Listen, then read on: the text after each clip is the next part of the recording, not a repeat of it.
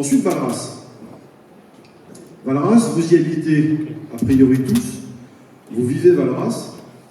Je ne vais pas faire ce soir de critique de mes opposants parce que ce n'est pas ma démarche.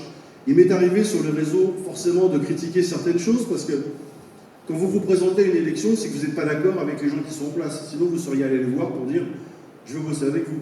Donc, je ne suis pas d'accord sur l'équipe en place, sur la vision. J'ai rien contre les hommes. Et d'ailleurs, le matin, quand ils ont leur permanence qui est ouverte, on prend un café ensemble, on discute dans la rue commerçante.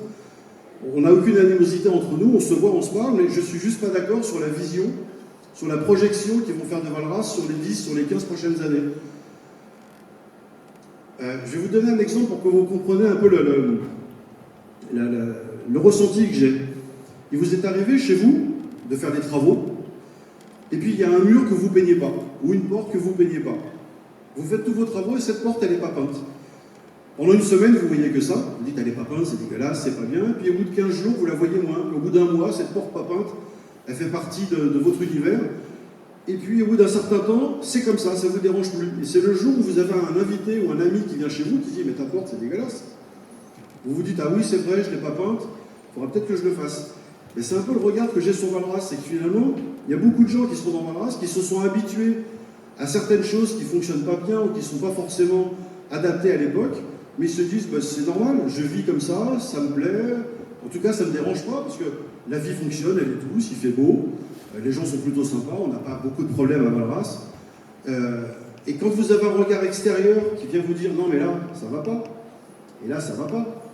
Et quand je vous dis un regard extérieur, je ne vous prends pas des choses qui sont évidentes, parce que parler des problèmes de route, c'est évident, parler des problèmes de sécurité, c'est évident, mais je ne suis pas là pour parler d'évidence. Aujourd'hui, quand on gère une ville, il y a plein de choses qu'un maire doit faire, quelle que soit la commune. Entretenir la ville, s'assurer de la sécurité des biens et des personnes, faire en sorte que les voiries soient aux normes, que les personnes handicapées puissent circuler. C'est des choses qui sont normales. Pour moi, ce n'est pas un programme municipal, c'est de la gestion quotidienne d'une commune.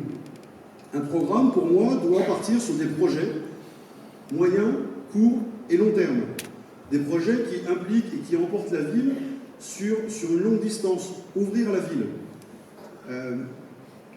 Aujourd'hui, Valras, quand j'entends le maire en parler, il dit on a un village gaulois. Alors l'image du village gaulois, elle est sympa quand on est français. Mais le village gaulois, il est un peu en dehors de tout, il parle à personne. Et aujourd'hui, si on veut faire des choses avec les communes voisines, il faut déjà leur parler. J'ai rencontré le maire de Sérillon il n'y a pas très longtemps, il m'a dit, moi, Valras, ça fait longtemps qu'on ne se parle plus. L'agglomération et Valras n'ont pas les meilleurs rapports de la ville, alors que l'agglomération, c'est quand même un des plus gros financeurs de la région pour des projets. Et quand vous êtes maire d'une ville et que vous ne parlez pas aux différents partenaires autour, c'est compliqué. Qu'est-ce qui s'est passé entre eux? J'en sais rien, je ne veux pas le savoir, je ne veux pas juger, mais c'est compliqué de lancer des projets structurants pour une commune comme Valras si vous ne parlez pas avec les communes et les financeurs aux alentours. Donc ça, c'est une petite vision. Alors, vous serez peut-être d'accord avec moi, vous ne serez pas. Et je vous invite, si vous avez des remarques à faire en cours de route, vous avez 2 personnes qui sont, je ne les vois pas dans le noir, avec des micros. Donc plutôt que de faire des questions-réponses à la fin qui n'en finissent pas, si vous voulez intervenir, intervenez. Le but de ce moment, c'est de pouvoir échanger, c'est pas de vous faire un show. Vous avez des questions, on en parle, on est d'accord, on n'est pas d'accord, c'est pas grave. Mais moi, je viens ce soir vous parler en totale transparence sur ce que je propose, sur ce que nous proposons. Donc n'hésitez pas à me dire, je ne suis pas d'accord avec vous. Ce que vous dites, c'est des conneries, c'est pas grave. On débat, on échange. Le principe de la politique aussi, c'est d'échanger. On peut ne pas être d'accord.